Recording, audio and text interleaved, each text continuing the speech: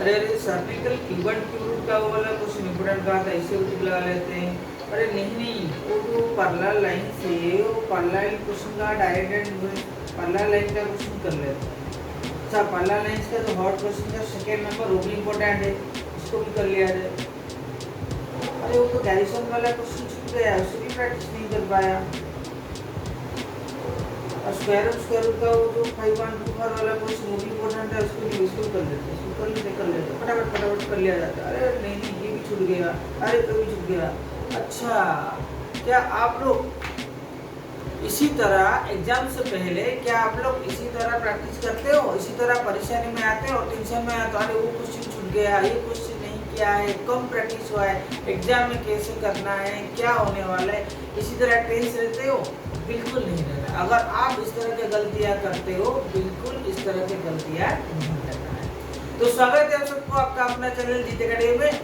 बच्चों, आज हम डिस्कस करेंगे एग्जाम के पहले, ठीक एग्जाम से एक दिन पहले किस तरह की तैयारी किया जाता है और किस तरह से हम लोग खुद को प्रिपेयर करें ताकि एग्जाम में हम अच्छा कर पाए। सबसे बड़ा और सबसे इम्पोर्टेंट पॉइंट ये है, एग्जाम से पहले हमको पैनिक नहीं करवाना है। तो पेरेंट्स लोग भी थोड़ा पैनिक करवा देते हैं कि कल मैथ एग्जाम है बच्चों, कल मैथ एग्जाम है, अच्छे से आज मेहनत कर लो, अच्छे से तैयारी किया है नहीं किया है, इस तरह करके पेरेंट्स भी थोड़ा पैनिक करवा लेते हैं। तो पेरेंट्स लोग को मेरा थोड़ा रिक्वेस्ट है, आप लोग अपने बच्चों को खुला छोड़ दे दो। जितना प्रैक्टिस उन लोगों ने किया है, जितना मेहनत किया है, उतना वो काफी, क्योंकि एक दिन में ज्यादा कुछ कर नहीं सकते।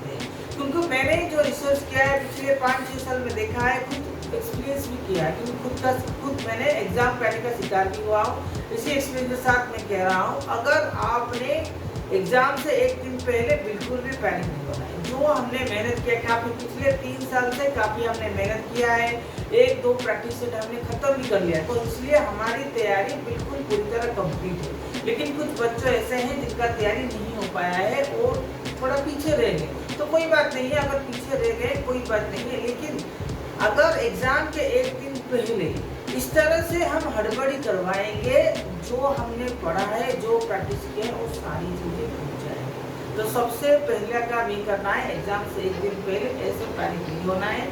बस मुझे तुम लोगों का एक ही एडवाइस है, आज क्या करना, खाली जो 1-2 क्वेश्चन शॉर्ट क्वेश्चन है, 3-4 चैप्टर एग्जाम आने वाला है, उस 4 चैप्टर का शॉर्ट क्वेश्चन को अच्छे से थोड़ा देख लो, प्रैक्टिस कर लो।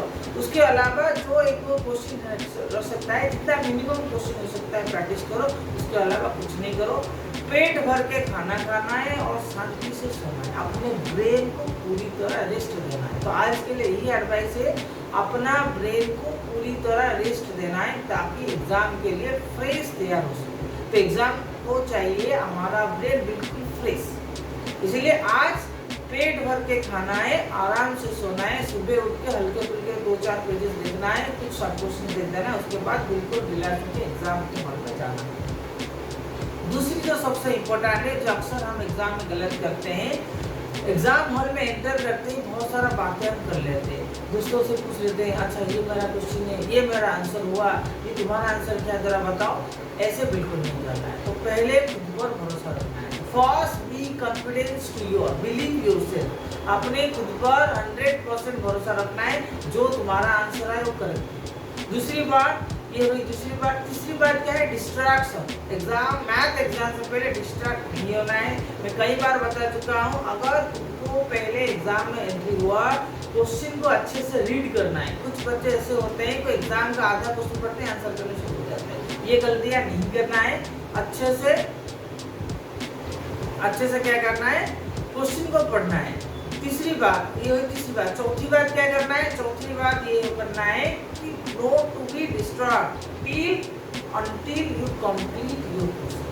हमारा 19 क्वेश्चन आने वाला है, तो 1 नंबर से 19 नंबर तक क्वेश्चन जब तक तुम्हारा खत्म नहीं हो जाता है, जितना क्वेश्चन आता है पहले उतना खत्म कर लो, उसके बाद में दोस्तों से बात कर लेना, मेरा ये क्वेश्चन छूट गया, ये क्वेश्चन होगा। बीच में से नो डिस्ट्रैक्शन, पेपर उठाओ, पेन उठाओ और अपना क्वेश्चन शुरू कर दो।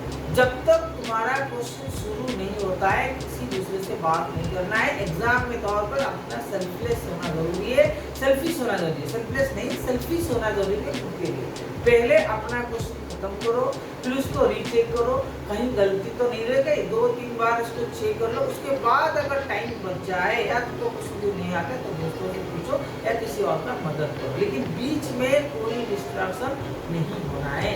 तो ये था कुछ सिंपल स्टेप्स, एग्जाम को फॉलो करना है। काफ़ी हद तक हमने तो तैयारी बिल्कुल पूरी तरह से कंप्लीट कर लिया है, जितना हमने कंप्लीट करवा लिया है उतना काफ़ी है। बस एग्जाम को जाके पूरा एग्जाम पेपर फाड़ लो।